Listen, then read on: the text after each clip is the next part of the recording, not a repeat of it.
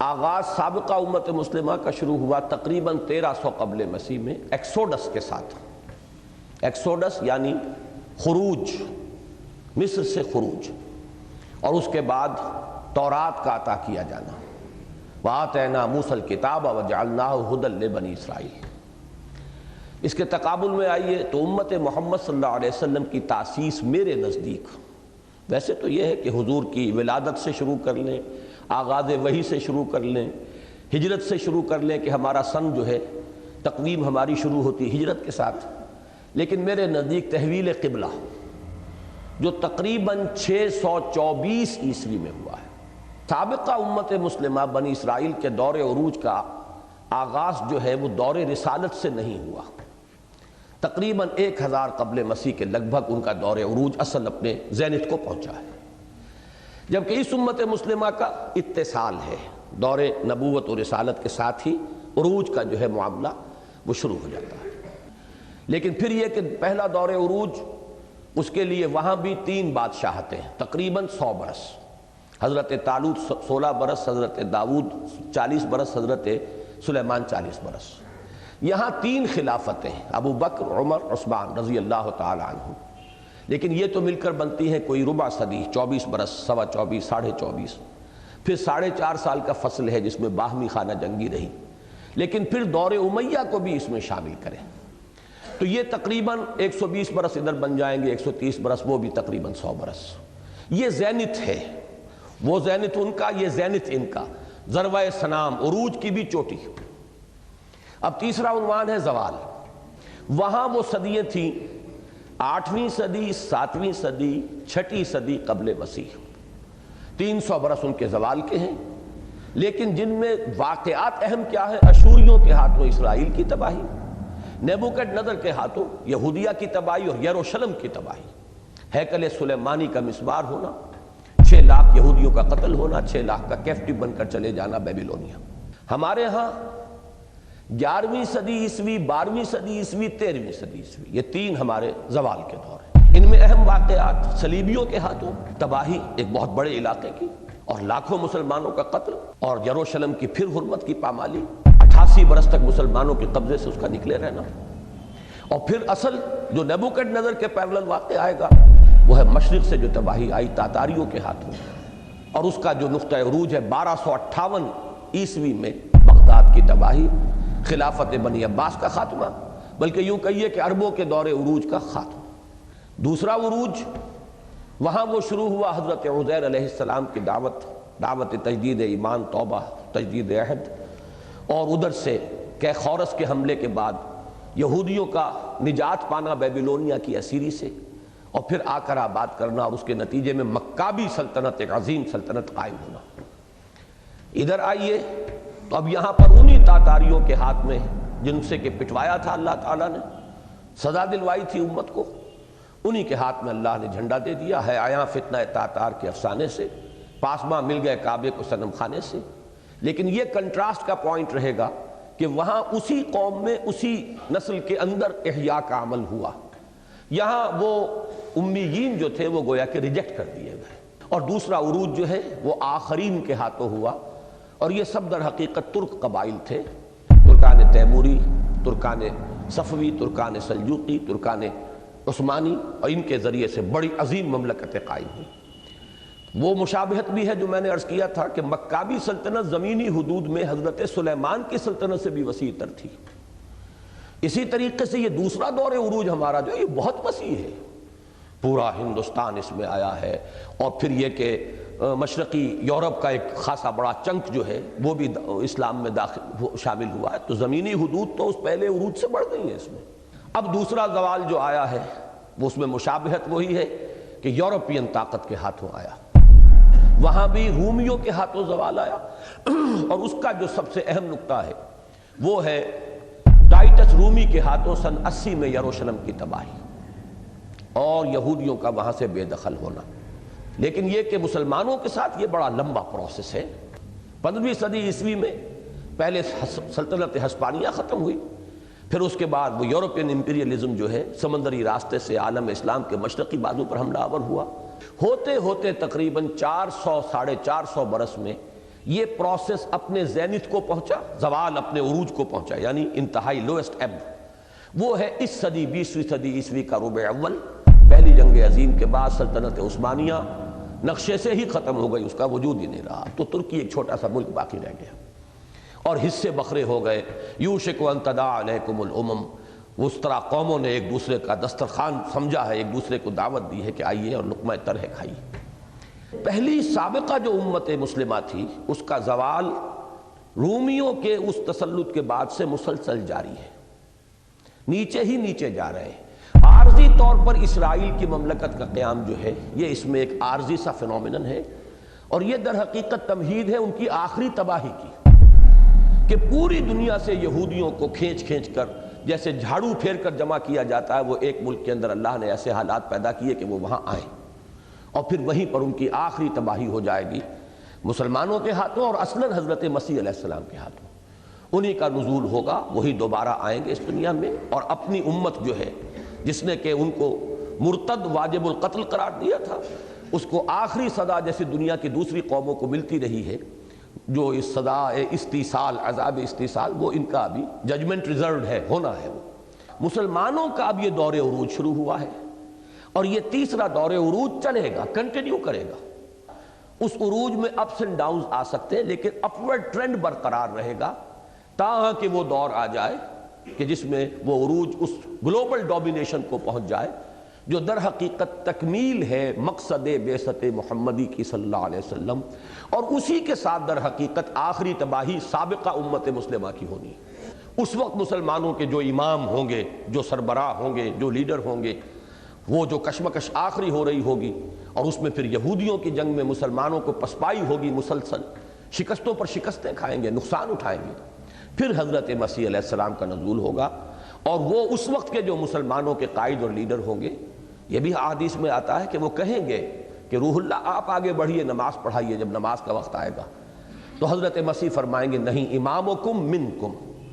تمہارا امام تمہیں میں سے ہوگا۔ چنانچہ اس وقت کے جو مسلمان امام ہوں گے امت مسلمہ کے، انہی کی امامت میں حضرت مسیح علیہ السلام بھی نماز ادا کریں گے، گویا کہ شریعت جو ہے وہ حضور کی صلی اللہ علیہ وسلم ہی برقرار رہے گی۔ سابقہ امت کا معاملہ یہ ہے کہ اس کا گراف جو ہے وہ انگریزی حرف ایم سے ریپرزنٹ کیا جا سکتا ہے۔ امت محمد صلی اللہ علیہ وسلم کا معاملہ ڈبلو سے مشابہ ہے، یہ ایک ذرا ڈائیگرامیٹک ریپرزنٹیشن ہے، اور مشابہت ہے اس تاریخ کی حرف ایم کے ساتھ اور اس کی ڈبلو کے ساتھ۔ ڈبلو اینڈ ہوتا ہے اپورڈ، اور وہ اپورڈ ہی جانا ہے، ایم ختم ہوتا ہے ڈاؤن ورڈ، اور اس کو اپ ڈاؤن ہی جانا ہے۔ کہتے ہیں، اور حضور کی یہ حدیث ہے کہ اللہ تعالیٰ اس امت میں ان اللہ یبعث فی ہذہ الامہ علی راس کل مئۃ عام من یجدد لہا دینہا، ہر صدی کے، ہر 100 سال کے سرے پر اللہ تعالیٰ کسی کو اٹھاتا رہے گا جو اس دین کو تازہ کرتا رہے گا، یعنی جو بھی تقریباً 100 سال کے عرصے میں دین کی تعلیمات پر غبار آ گیا ہوگا، بدعات کا تومار، نئے نئے اوہام، نئی نئی رسومات، ان سب کو صاف کر دے گا، آئینہ پھر نکھر کر آ جائے گا جس میں اصل دین جو ہے وہ منعکس ہو جائے گا۔ لیکن 20ویں صدی عیسوی سے قبل کی ایسی تمام کوششوں کے بارے میں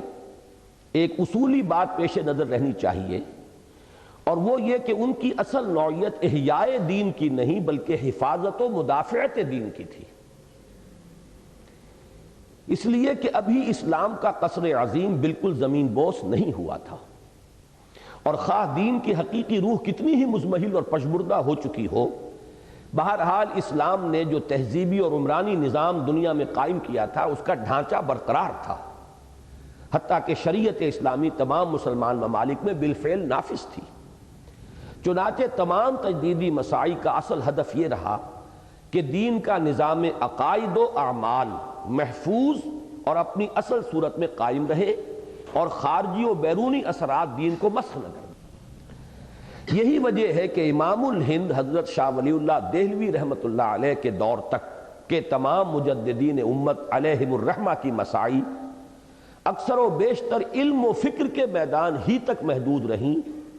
اور عقائد و نظریات کی تصحیح و اصلاح ہی کو ان کے اصل ہدف کی حیثیت حاصل رہی، اور اس سے آگے اگر قدم بڑھا بھی تو زیادہ سے زیادہ اصلاح اخلاق و اعمال، تزکیہ نفس اور تربیت روحانی تک۔ اس سے آگے بڑھ کر گزشتہ صدی سے قبل کسی بھی مجدد دین کی مساعی نے سیاسی یا عسکری تحریک کی صورت اختیار نہیں کی۔ یہی وجہ ہے کہ بعض لوگوں کو سابق مجددین کا تجدیدی کام جزوی نظر آیا،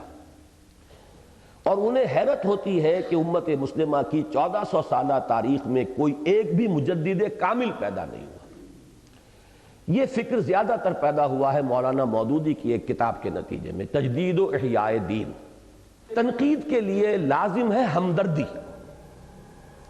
یعنی آپ جس فرد پر تنقید کر رہے ہو پہلے اس کے لیے ہمدردی پیدا کریں، وہ کن حالات میں تھا، کیا اس کے لیے لیمیٹیشنز تھیں۔ جب تک آپ اسے اس کے ماحول میں رکھ کر نہیں دیکھیں گے، آپ اپنے ماحول کے اعتبار سے اس کو ایسس کرنا شروع کر دیں گے تو بہت ہی آپ کا تلخ انداز ہو جائے گا۔ ہر شخص، ہر انسان جو ہے وہ خاص قسم کے ظروف و احوال میں کام کر رہا ہوتا ہے۔ اس کے کارنامے کو اگر آپ ایسس کرنا چاہتے ہیں تو اس پرسپیکٹیو میں رکھ کر ایسس کیجیے، تب آپ کے سامنے صحیح تصویر آئے گی۔ ٹھیک ہے، اسلاف کو بت بھی نہیں بنا لینا چاہیے، یہ بھی نہیں ہے کہ وہ معبود ہو گئے ہیں، حالانکہ بات بالکل واضح اور سیدھی ہے کہ ابھی عمارت بالکل منہدم ہوئی ہی نہ تھی کہ بالکل نئی تعمیر کی حاجت ہوتی، بلکہ صرف شکستہ اور بوسیدہ ہوئی تھی، اور ضرورت ہی صرف جزوی اصلاح و استحکام کی تھی۔ اس کا ایک دوسرا سبب اور بھی ہے، عسکری تنظیمیں اور تحریکیں کیوں نہیں چلی؟ ایک سوال پیدا ہوتا ہے نا کہ یہ آخر جب خلافت کا نظام جو اصل تھا وہ جب ختم ہو گیا اور ملوکیت آ گئی، تو کیوں نہیں پھر خلافت کی تجدید اور احیاء کے لیے اور اس کو دوبارہ ریسٹور کرنے کے لیے کیوں نہیں میدان میں آئے؟ اس کا ایک اہم سبب یہ تھا کہ نبی اکرم صلی اللہ علیہ وسلم نے مسلمان حکمرانوں کے خلاف خروج یعنی مسلح بغاوت پر نہایت سخت بندشیں عائد فرما دی تھی، اور جب تک ان کے ہاتھوں شریعت اسلامی کا نفاذ ہو رہا تھا، کفر کی ترویج و تنفیذ نہیں ہو رہی تھی، ان کے ذاتی فسق اور فجور اور ظلم و جور کے باوجود ان کے خلاف مسلح بغاوت ممکن نہ تھی۔ یہی وجہ ہے کہ جیسے ہی یہ صورتحال تبدیل ہوئی اور حکومت مسلمانوں کے ہاتھوں سے نکل کر غیر مسلم اقوام کے ہاتھوں میں آئی، دفعتاً ان مساعی میں عسکریت بھی پیدا ہو گئی، جس کی نمایاں ترین، جس کی نہایت شاندار اور تابناک مثال خانوادہ ولی اللہ ہی کے زیر اثر برپا ہونے والی تحریک شہیدین ہے۔ اس میں یہ نوٹ کر لیں کہ ہمارے ہاں دو نقطہ نظر اس میں مختلف ہیں۔ وہ جو میں نے عرض کیا تھا کہ ایک اصحاب الرائے یا اصحاب قیاس اور دوسرے اصحاب الحدیث، یہ در حقیقت فقہ ہی کے دو ایسپیکٹس ہیں۔ تو اصحاب الحدیث نے تو ان احادیث کو بہت زیادہ اہمیت دی ہے، اور کسی بھی شکل میں کسی مسلمان حکمران کے خلاف بغاوت جو ہے اس کو تقریباً رول آؤٹ کر دیا ہے۔ لیکن اصحاب الرائے یا اصحاب قیاس میں جو چوٹی کی شخصیت ہے امام ابو حنیفہ رحمۃ اللہ علیہ، انہوں نے اجازت دی ہے۔ ان کا جملہ یہ ہے کہ نہی عن المنکر اگر زبانی جو ہے وہ مؤثر نہ ہو رہی ہو مسلمان حکمران پر، فبالسیف، تو اس کے بعد وہ تلوار کے ذریعے سے بھی ہو سکتی۔ اگرچہ انہوں نے بھی شرط یہ عائد کی ہے کہ اتنی طاقت ہو جانی چاہیے کہ کامیابی یقینی ہو، نہ ہو سکے بات دوسری ہے، لیکن آپ کی اسیسمنٹ یہ ہو کہ اب ہمارے پاس اتنی طاقت ہے کہ ہم مسلح بغاوت کر کے کامیاب ہو سکتے ہیں۔ حکومت انتظامی ادارہ ہے ریاست کا، اور شہری جو ہوتے ہیں وہ وفادار ریاست کے ہوتے ہیں، حکومت کے نہیں ہوتے، کہ چونکہ ابھی وہ فرق نہیں تھا ریاست اور حکومت کے مابین، لہذا اگر مسلمان حاکم کے خلاف حکومت کی اصلاح کے لیے کھڑے ہوتے تھے تو وہ باغی شمار ہو جاتے تھے۔ یہی وجہ ہے کہ جب 2-3 تجربے ہو گئے تو پھر صلحاء امت نے اس کو تو چھوڑ دیا، ریکنسائل کیا۔ اس 20ویں صدی کے آغاز میں ہوا کہ ملت اسلامی کا بوسیدہ قصر گویا دفعتاً زمین پر آ رہا، اور اسلام اور مسلمان دونوں اپنے زوال و انحطاط کی آخری حدوں کو پہنچ گئے۔ تو یوں سمجھیے کہ اسلام کا معاملہ جو ہوا ہے وہ تو تدریجاً 1400 برس میں، 1300 برس میں، 1200 برس میں یہاں تک پہنچا۔ امت مسلمہ کے اتار چڑھاؤ جو ہے وہ پہاڑی راستے کے مانند ہے، پہاڑی راستے میں تو اتار چڑھاؤ پھر اتار۔ تو اس طریقے سے امت مسلمہ 2 عروج، 2 زوال سے دوچار ہو کر پہنچی، اور اسلام تدریجاً گرتے گرتے یہ دونوں کوئنسائیڈ کر گئے ہیں آ کر اس صدی میں، کہ دونوں چیزیں جو ہیں اپنے زوال کی انتہا کو پہنچ گئیں، بلکہ پچھلی صدی میں پہنچ چکے تھے۔ اور ایک طرف کروڑوں کی تعداد میں ہونے کے باوجود مسلمانوں کی حالت حدیث نبوی کے الفاظ کے مطابق غثاء السیل یعنی سیلاب کے جھاگ سے زیادہ نہ رہی،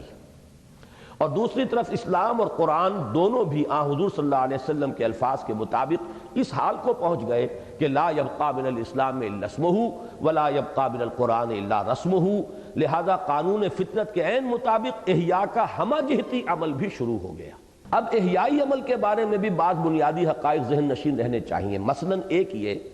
کہ یہ کوئی سادہ اور بسیط عمل نہیں ہے، بلکہ اس کے متعدد گوشے ہیں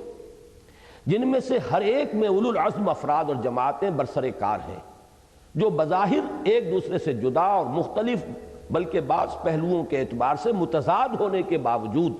اس وسیع تر احیائی عمل کے اعتبار سے ایک دوسرے کے لیے باعث تقویت ہے۔ بعض تحریکیں ہو سکتا ہے کہ بالکل متضاد ہوں، اس کی میں مثال دے رہا ہوں کہ تبلیغی جماعت کی تحریک اور جماعت اسلامی کی تحریک بالکل متضاد ہے۔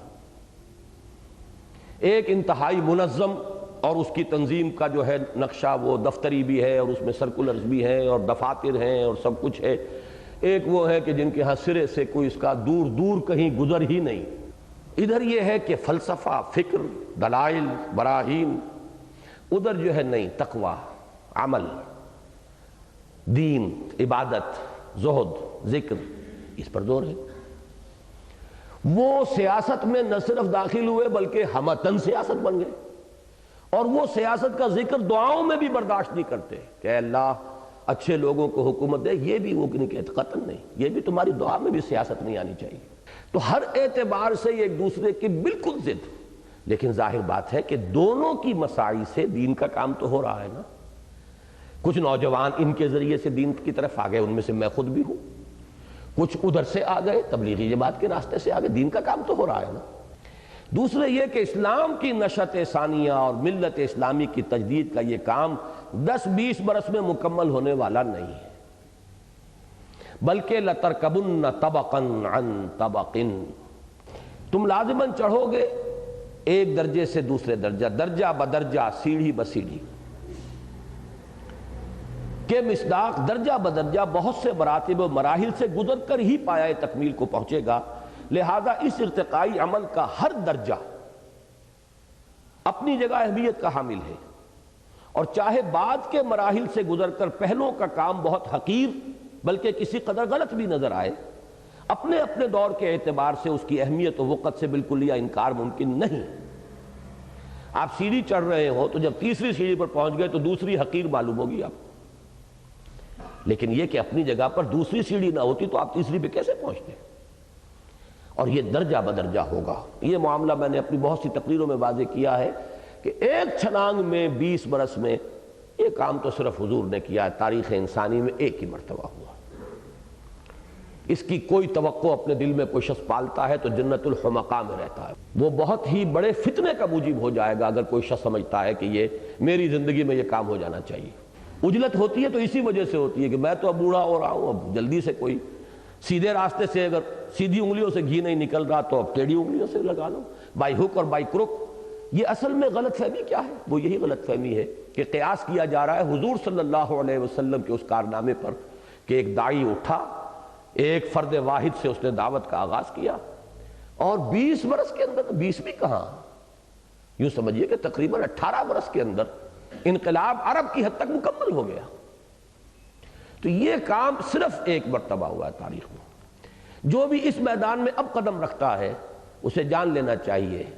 کہ یہ درجہ بدرجہ ہوگا، اور جو بھی ہم سے کنٹریبیوشن ہو جائے، اللہ کی بہت بڑی ہم پر نظر عنایت ہے کہ کچھ تھوڑا سا ہمارا بھی اس کے اندر، اس پروسیس کے اندر کوئی ہماری بھی خون پسینے سے اس پودے کی آبیاری ہو جائے تو یہ ہماری سعادت ہے۔ باقی یہ سمجھنا کہ بس ایک چھلانگ میں اور ایک لائف سپین کے اندر ہم یہ پورا مرحلہ طے کر جائیں تو یہ در حقیقت بہت بڑے فتنے کی اساس ہے۔ تیسرے یہ کہ اس ہماگیر تجدیدی جد و جہد میں اگرچہ افراد کی اہمیت اپنی جگہ مسلم ہے، تاہم جماعتوں اور تنظیموں کے مقابلے میں کمتر ہے۔ پھر جماعتیں بھی تحریکوں کی وسعت میں گم ہو جاتی ہیں، اور بالآخر تمام تحریکیں بھی اس وسیع تر احیائی عمل کی پہنائیوں میں گم ہو جاتی ہیں جو ان سب کو محیط ہے۔ یہ بھی ذرا باریک بات ہے،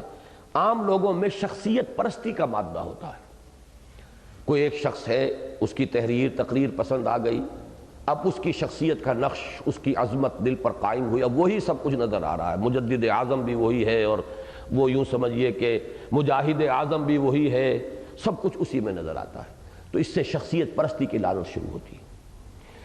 اشخاص کی اہمیت ہے، افراد کے ہاتھوں میں ہے اقوام کی تقدیر، ہر فرد ہے ملت کے مقدر کا ستارہ۔ جیسے میں نے عرض کیا تھا پچھلی صدی میں اسلام کی نشأت ثانیہ پڑھتے ہوئے کہ پچھلی صدی میں عظیم ترین شخصیت جو مغربی استعمار کے خلاف برسر کار آئی ہے، میدان میں آئی ہے، وہ جمال الدین افغانی کی تھی۔ اس صدی میں عظیم ترین شخصیت جو مغربی فکر کے مقابلے میں آئی ہے وہ علامہ اقبال کی ہے۔ لیکن یہ کہ افراد کی اپنی حیثیت ہے، تحریکوں کا اپنا مقام ہے۔ تو افراد جو ہوتے ہیں وہی تحریکیں شروع کرتے ہیں،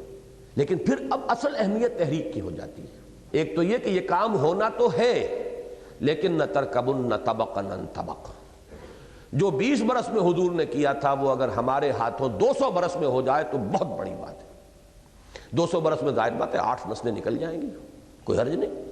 ہر ایک کی کنٹریبیوشن ہے، ہر ایک کا اس کے اندر جو ہے وہ اس پروسیس کو آگے بڑھانے میں اس کا رول ہے۔ دوسرے یہ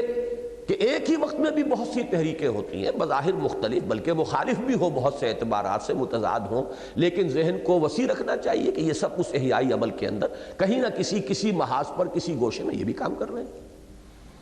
اور تیسرے یہ کہ افراد، پھر تنظیمیں، پھر تحریکیں، اور پھر ہمہ جہتی احیائی عمل، یہ جو ہر چیز کو اپنی جگہ پر رکھنے کا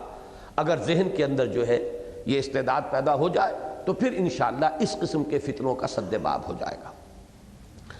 ماضی میں ان حقائق کے پیش نظر نہ رہنے کے باعث بہت سے لوگوں کے دلوں میں مہدی موعود یا مجدد کامل بننے کا شوق پیدا ہوتا رہا ہے، جس کے نتیجے میں طرح طرح کے فتنے اٹھتے رہے ہیں اور اچھی بھلی تعمیری کوشش کا رخ تخریب کی جانب مڑتا رہا ہے۔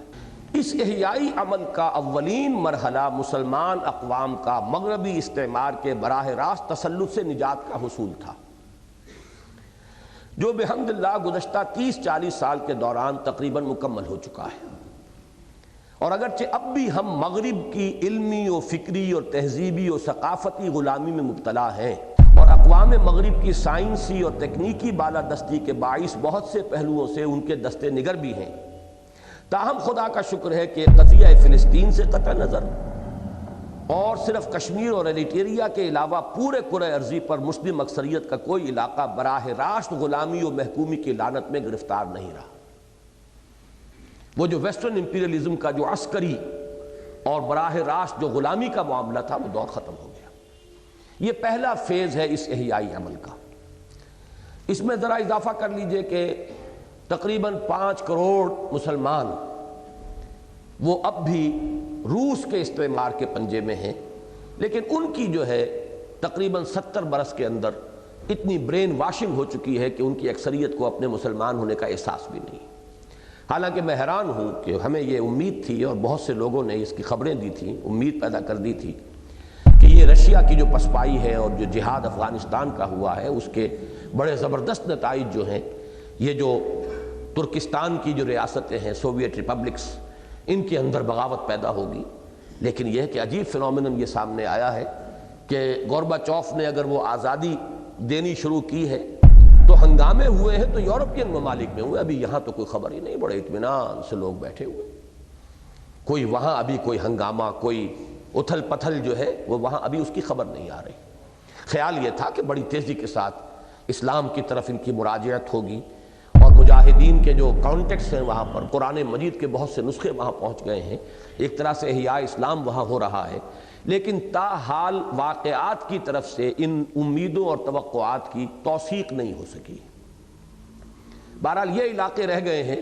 باقی یہ کہ تمام عالم اسلام جو براہ راست غلامی کا معاملہ تھا اس سے آزادی حاصل کر چکا۔ خالص اصولی اور نظریاتی اور تصوریت پسندانہ آئیڈیالسٹک نقطہ نظر سے تو مسلمان اقوام کی اصطلاح ہی قطعاً غلط ہے۔ یہ وہی بات جو علامہ اقبال کے حوالے سے میں کہہ چکا ہوں کہ ایک طرف تو قوموں کی نفی ہے، مسلمان تو ایک امت واحدہ ہے، لیکن یہ کہ واقعہ اگر ہم دیکھیں تو بہت سی قومیں ہیں، امت تو موجود ہی نہیں۔ اب تو امت کی مرکزیت کا کوئی سمبل اور نشان بھی باقی نہیں رہا۔ 65 برس ہو گئے 1924 کے بعد سے 1989 تک کہ کوئی نشان بھی موجود نہیں ہے، کوئی سمبل بھی، کوئی علامت بھی مسلمانوں کی مرکزیت کی۔ اس لیے کہ از روئے قرآن و حدیث مسلمانوں کی حیثیت ایک جماعت یا امت یا حزب کی ہے، نہ کہ قوم کی، اور وہ ایک ناقابل تقسیم وحدت ملی میں منسلک ہے، جس میں تعدد و تکثر کا امکان ہی موجود نہیں کہ اقوام کا لفظ صحیح قرار دیا جا سکے۔ مسلمان اقوام یہ اصطلاح ہی غلط ہے بنیادی طور پر اصولی اعتبار سے، لیکن واقعیت پسندانہ یعنی ریئلسٹک نقطہ نظر سے دیکھا جائے تو حقیقت یہ ہے کہ مسلمانوں نے ایک جماعت یا امت یا حزب کا کردار تو بہت پہلے ترک کر دیا تھا اور بالفعل ایک قوم ہی کی حیثیت اختیار کر لی تھی۔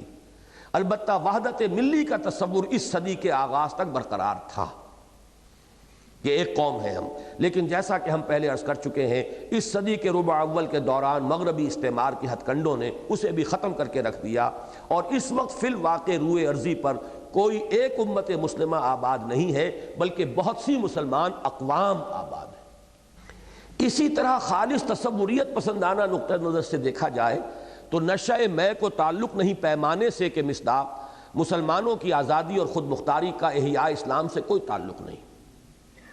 لیکن واقعیت پسندانہ نگاہ سے دیکھیے تو مستقبل کے بارے میں تو کچھ نہیں کہا جا سکتا۔ ہو سکتا ہے کہ اللہ تعالیٰ اپنے دین کی علمبرداری کی سعادت کسی بالکل ہی نئی قوم کے حوالے فرما دے اور یستبدل قومن غیرکم کی شان دوبارہ ظاہر ہو، لیکن بحالات موجودہ تو کہیں ممکن ہے کہ ساقی نہ رہے جام رہے کہ مصداق اسلام کا مستقبل موجودہ مسلمان اقوام ہی کے ساتھ وابستہ ہے اور دونوں باہم لازم و ملزوم کی حیثیت رکھتے ہیں۔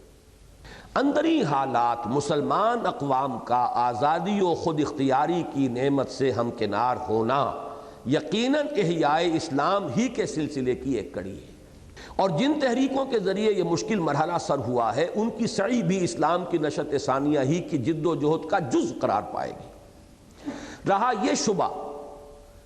کہ ان میں سے اکثر کے قائدین اور زعماء کا دین و مذہب کے ساتھ کوئی واقعی اور عملی تعلق نہ تھا۔ اب قائد اعظم بھی ایک شریف انسان، ایک بااصول انسان، با کردار انسان، سب کچھ آپ کہہ لیں، لیکن بہرحال کوئی مذہبی آدمی تو نہیں تھے۔ ادھر جائیے انڈونیشیا میں سیکارنو صاحب تو خیر ایک شے دیگر تھے، وہ تو ناچتے تھے، ڈانس کرتے تھے کھلم کھلا، وہ تو مغربی تہذیب کے اندر اثرتا پا غرق۔ اور دوسری انتہا پر جائیے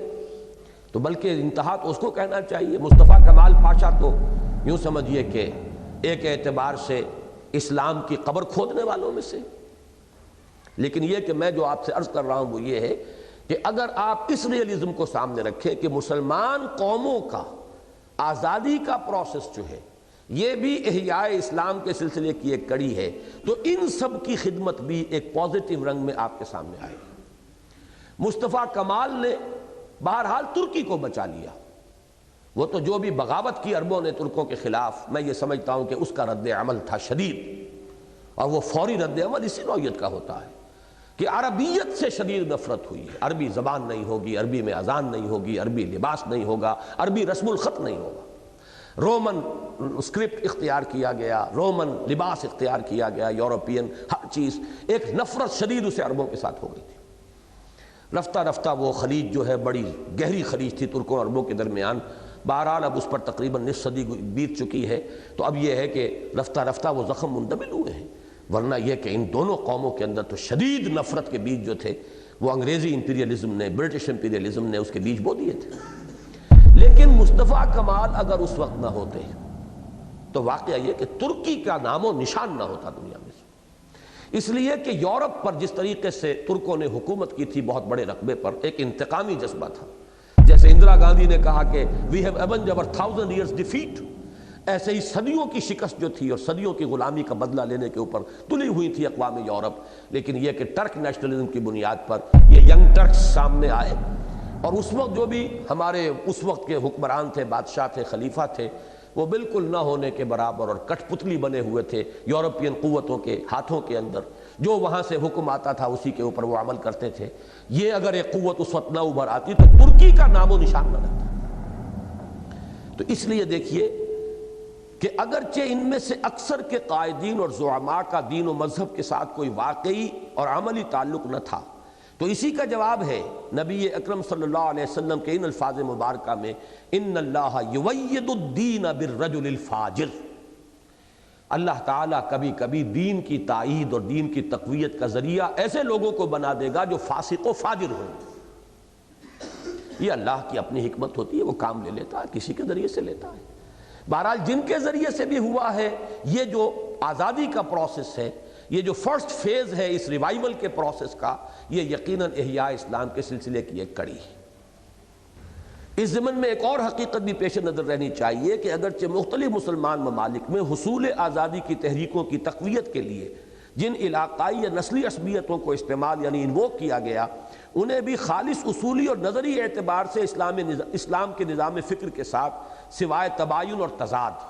یعنی یہ تو بالکل مختلف ہی نہیں، متضاد چیزیں ہیں، کوئی نسبت حاصل نہیں ہے، لیکن عالم واقعہ میں اس کے سوا کوئی چارہ کار موجود نہ تھا، اس لیے کہ اسلام کے ساتھ مسلمانوں کا ذہنی و قلبی رشتہ اتنا قوی نہ رہا تھا کہ اسے کسی جاندار اور فعال تحریک کی اساس بنایا جا سکتا، اور حصول استقلال کے لیے جس مؤثر مزاحمت یعنی ایفیکٹو ریزسٹنس کی ضرورت ہوتی ہے، اس کی بنیاد خیالی یا جذباتی نہیں بلکہ حقیقی اور واقعی اساسات، کانکریٹ گراؤنڈ ہی پر رکھی جا سکتی ہے۔ واقعہ یہ ہے کہ اگر ترک نیشنلزم کا جذبہ فوری طور پر بیدار نہ ہو گیا ہوتا تو شاید آج ترکی کا نام و نشان بھی صفحہ ارضی پر موجود نہ ہوتا۔ اسی طرح اسلام سے جتنا کچھ حقیقی اور واقعی تعلق اس وقت مسلمانان عرب کو ہے، وہ کسے معلوم نہیں۔ اندری حالات عرب نیشنلزم ہی یورپی سامراج کے چنگل سے نکلنے کی جد و جہد کے لیے واحد موجود دی اونلی اویلیبل بنیاد بن سکتا تھا، اور ایک وقتی ضرورت اور دفاعی تدبیر کی حد تک اس کے استعمال میں کوئی قباحت بھی نہیں ہے، بشرطے کہ اسے نظام فکر کی مستقل اساس کے طور پر قبول نہ کر لیا جائے، اور حصول آزادی کے عبوری مقصد کی تکمیل کے بعد صحیح اسلامی فکر اور وحدت ملی کے شعور و احساس کو اجاگر کیا جائے۔ اسی اصول پر تھا اصل میں انڈین نیشنلزم کا وہ نظریہ جو ہندوستان میں ایک بہت بڑی مذہبی قوت جمعیت علماء ہند نے اختیار کیا تھا کہ اس وقت انگریز کو یہاں سے دفع کرنے کے لیے اور نکالنے کے لیے ہمیں ہندو کے ساتھ متحد ہو کر جب تک کہ ہم جد و جہد نہیں کریں گے، انگریز ہمارا پیچھا نہیں چھوڑے گا۔ انگریز کی دشمنی اتنی شدید تھی ان کے اندر، اور ان کو اندازہ تھا کہ کس طریقے سے اس انگریز نے، اور ہندوستان کی حکومتی اصل میں بنیاد بنی ہوئی ہے، انہیں معلوم تھا ہندوستان سے اگر انگریز کے اقتدار کا بستر طے ہو گیا تو یہ پورا عالم اسلام جو ہے آزاد ہو جائے گا۔ جب تک یہاں ان کی حکومت قائم ہے، یہ پورا کا پورا درمیانی علاقہ جو ہے اس کے اوپر بھی ان کا تسلط اور اقتدار باقی رہے گا۔ لہذا انہوں نے ایک دفاعی تدبیر کے طور پر ہندوؤں کے ساتھ اتحاد کر کے انگریز کے خلاف ریزسٹنس موومنٹ کے لیے جو وقتی طور پر ایک متحدہ قومیت کا تصور جو ہے اس کو اختیار کیا، میرے نزدیک وہ بھی اسی قبیل کی شے ہے۔ چنانچہ پڑھ لیجئے، چنانچہ جمعیت علماء ہند کی سیاسی جد و جہد اسی اصول پر مبنی تھی، بلکہ مولانا حسین احمد مدنی رحمۃ اللہ علیہ نے اپنی خود نوش سوانح حیات یعنی نقش حیات اس کا نام ہے، اس میں تو ثابت کیا ہے کہ خود مجاہد کبیر حضرت سید احمد بریلوی رحمۃ اللہ علیہ مسلمانان پنجاب کو سکھا شاہی سے نجات دلانے کے بعد اسی اساس پر انگریزوں کے خلاف تحریک چلانے کا ارادہ رکھتے تھے۔ مولانا مدنی رحمۃ اللہ علیہ نے نقش حیات میں خطوط شائع کر دیے ہیں حضرت سید احمد بریلوی رحمۃ اللہ علیہ کے، جو انہوں نے ہندوستان میں جو ہندو راجے مہاراجے تھے انہیں لکھے تھے، اور اس میں واضح طور پر یہ الفاظ تھے کہ ہم ہندو اور مسلمان اس ملک میں صلح و آشتی کے ساتھ رہ رہے تھے، لیکن ایک باہر سے یہ قوم آئی ہے، اس نے ہم پر حکومت کی ہے، ہمیں جو ہے غلام بنایا ہے، اب ہمیں متحد ہو کر اس قوت کو باہر نکالنا ہے۔ نقشہ ان کا یہ تھا کہ انہوں نے محاذ جو ہے اپنے لیے ابتدائی اسٹرگل کا، وہ یہ سرحد کا اس لیے اختیار کیا کہ اس کا ہنٹر لینڈ جو ہے پچھلا علاقہ وہ تمام عالم اسلام کا ہے، وہاں سے مدد ملتی رہے گی، اور سکھوں نے انتہائی چونکہ مظالم ڈھائے ہوئے تھے مسلمانوں پر، پہلے اس سکھا شاہی سے اور سکھا گردی سے مسلمانان سرحد بھی اور مسلمانان پنجاب بھی، پہلے ان کو نجات دلائی جائے، اس کے بعد یہاں سے یہ ایڈوانس کرے یہ پروسیس، اور پھر انگریز کو دھکیل کر خلیج بنگال کے اندر یا بحر ہند کے اندر غرق کیا جائے۔ اس پس منظر میں دیکھیے تو تحریک پاکستان کا معاملہ بالکل منفرد نظر آتا ہے۔ بر صغیر کے مسلمان بھی اگر برطانوی استعمار سے نجات حاصل کرنے کے لیے ہندی قومیت کی اساس پر غیر مسلموں کے ساتھ اشتراکی عمل کرتے تو اس کے لیے وجہ جواز موجود تھی، لیکن یہ اللہ تعالیٰ کا خاص فضل و کرم ہے کہ یہاں کے مخصوص حالات کے باعث مسلمانان ہند نے اپنی سیاسی جد و جہد کا آغاز ہی مسلم قومیت کی اساس پر کیا، جس کے نتیجے میں وہ ملک وجود میں آیا جو حضرت سلمان فارسی رضی اللہ تعالیٰ عنہ کی طرح جو اپنا نام سلمان ابن اسلام بتایا کرتے تھے، صرف اور صرف فرزند اسلام قرار دیا جا سکتا ہے، اور جس کے قیام اور بقا کے لیے کوئی وجہ جواز سوائے اسلام کے موجود نہیں ہے۔ یہ ملک پاکستان، یہ پاکستان ابن اسلام ہے۔ اس کے لیے جو تحریک چلی اس میں اسلام کو انووک کیا گیا۔ پورے اس عالم ارضی میں، پورے عالم اسلام میں کہیں بھی آزادی کی تحریک میں اسلام کا نعرہ بھی نہیں لگا، انووک ہی نہیں کیا گیا۔ قومیتیں، مقامی قومیتیں، عرب نیشنلزم، ترک نیشنلزم، مختلف نیشنلزم، لیکن یہ ہے کہ یہاں جو تحریک پاکستان چلی ہے اس کے اندر نعرہ تھا پاکستان کا مطلب کیا؟ لا الہ الا اللہ۔ یہ ایک خصوصی بات ہے، اہم بات ہے جو نمایاں کرتی ہے یہ جو فرسٹ فیز ہے ریوائول کے پروسیس کا، یعنی آزادی کی تحریکیں، ان میں ایک منفرد مقام حاصل ہے تحریک پاکستان کو، جس کے نتیجے میں پاکستان وجود میں آیا۔ گویا پاکستان خاص ہے ترکیب میں قوم رسول ہاشمی کے مصداق، اپنی پیدائش یعنی جینیسس اور حیت ترکیبی کے اعتبار سے تمام مسلمان ممالک سے ایک قدم آگے ہے، اور دوسروں کو قبائل ہو ملت کی وحدت میں گم کا جو کٹھن مرحلہ ابھی طے کرنا ہے وہ کم از کم اصولی اور نظری اعتبار سے یہاں پہلے ہی سے طے شدہ ہے۔ اب یہاں ہے کو تھا کرنا پڑے گا، طے شدہ تھا۔ اب تو آن قضا بشکست تو آن ساقی نہ مان، اب تو وہ قومیتیں اور عصبیتیں اور مقامی اور وہ سندھی اور مہاجر اور پنجابی اور سرائکی، اب تو نہ معلوم یہ رفتار کہاں سے کہاں جائے، تباہی کے کس گڑھے تک ہم پہنچے ہوئے ہیں۔ مسلمانان ہند کی سیاسی جد و جہد کو اس رخ پر ڈالنے والے اسباب و عوامل میں سلبی اور منفی طور پر سب سے زیادہ دخل ہندوؤں کی روایتی تنگ نظری اور تنگ دلی، اور اس سے بھی بڑھ کر مسلمانوں سے اپنی 1000 سالہ شکست کا انتقام لینے کے اس جذبے کو حاصل ہے جو ان کے سینوں میں کھولتے ہوئے لاوے کی طرح پک رہا تھا۔ اس اعتبار سے دیکھا جائے تو گویا ان کا یہ طرز عمل بھی اسلام کی نشأت ثانیہ کے لیے ممد اور معاون بن گیا، اور ہم اپنے سابق ابنائے وطن کی خدمت میں بجا طور پر عرض کر سکتے ہیں کہ تو نے اچھا ہی کیا دوست سہارا نہ دیا، مجھ کو لغزش کی ضرورت تھی سنبھلنے کے لیے۔ اگر یہ ہندو کی یہ تنگ نظری نہ ہوتی تو پاکستان وجود میں نہ آتا، اور ایک یونائٹڈ انڈیا ایک دفعہ وجود میں آ جاتا تو پھر ہندو کا جو بھی تہذیبی غلبہ اس پر ہوتا، اس کے بعد ممکن نہیں تھا کہ یہاں اسلام کے احیاء کے لیے کم سے کم فورسیبل فیوچر کے اندر کوئی تحریک اٹھ سکتی۔ تو گویا کہ جیسے کہ میں نے کئی مرتبہ کہا ہے، پاکستان کے بنانے کا کریڈٹ جو ہے وہ کچھ پنڈت نہرو کو بھی جاتا ہے۔ اگر ٹورپیڈو نہ کرتا تو پاکستان وجود میں نہ آتا۔ قائد اعظم نے تو مان لیا تھا، مجبوراً تسلیم کر لیا تھا کیبنٹ مشن پلان کو کہ 3 زون ہوں گے، مرکزی حکومت ایک ہوگی۔ نہرو نے کہہ دی وہ حقیقت نکل جاتی ہے جس کے منہ سے سچی بات مستی میں، فقیہ مصلحت بھی سے وہ رندے بادہ خار اچھا، اس رندے بادہ خار کے زبان سے وہ سچ نکل گیا۔ اجی ایک دفعہ بننے تو دو، پھر کون کسی کو علیحدہ ہونے دیتا ہے۔ اس لیے کہ اس اسکیم میں یہ تھا کہ 10 سال کے بعد ہر زون کو یہ چوائس حاصل ہوگا کہ وہ چاہے تو علیحدہ ہو جائے۔ اس نے صاف کہہ دیا پھر کون کسی کو علیحدہ ہونے دیتا ہے۔ مجھے لطیفہ یاد آ گیا، بہت ثقیل ہو چکی ہے محفل تو ذرا لطیف بھی ہو جائے، کہ ایک کسی دیہاتی کا کہیں بیل گم ہو گیا، اب وہ بیل کی تلاش میں مارا مارا پھر رہا تھا، جس قبر کے پاس سے گزرتا وہاں وہ منت مان لیتا کہ 1 لات میں تمہیں نظر کر دوں گا، یہاں چڑھا دوں گا۔ انہوں نے کوئی سینکڑوں لاتیں تقسیم کر دی۔ تو اس کا بچہ ساتھ تھا، اس نے پوچھا کہ بابا یہ اتنی لاتیں تو اس کی نہیں ہے جو تم نے بانٹ دی ہیں۔ انہوں نے کہا ایک دفعہ اس کے سینگوں پر ہاتھ پڑ لینے دو، پھر میں دے لوں گا انہیں جو دینا ہے، تو وہ سب کو دے لوں گا، میں سب سے حساب جو ہے میں اپنا چکا لوں گا۔ تو یہی تھا کہ ایک دفعہ اگر مرکزی حکومت پر وہ غلبہ ہو جاتا ہندو میجورٹی کا تو پھر پاکستان علیحدہ ایک ملک کی حیثیت سے وجود میں آنے کا کوئی سوال نہیں تھا۔ تو ایک اعتبار سے اس پہلو سے نہرو کے ممنون احسان ہیں۔ دوسرا مرحلہ آیا جبکہ صدر ایوب صاحب نے جوائنٹ ڈیفنس اسکیم پیش کی۔ اس کے معنی کیا تھے جوائنٹ ڈیفنس؟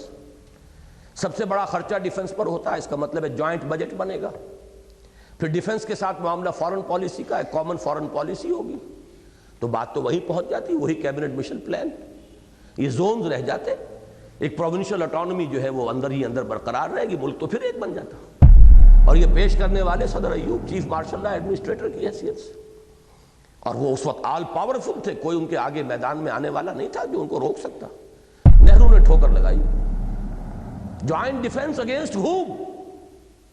یہ بہت بڑا بینر تھا، بینر ہیڈ لائن اخبارات. کس کے خلاف؟ یعنی تمہارے دشمن اور ہمارے دشمن اور ہماری مشترک فارن پالیسی ہے کہاں جس کی بنیاد پر کہ ہم جوائنٹ ڈیفنس کریں؟ ٹھوکر مار دی. ورنہ یہ کہ دوبارہ ہم تو گویا کہ چاندی کے تشتری میں صدر ایوب خان صاحب نے پاکستان کو رکھ کر دوبارہ پیش کر دیا تھا.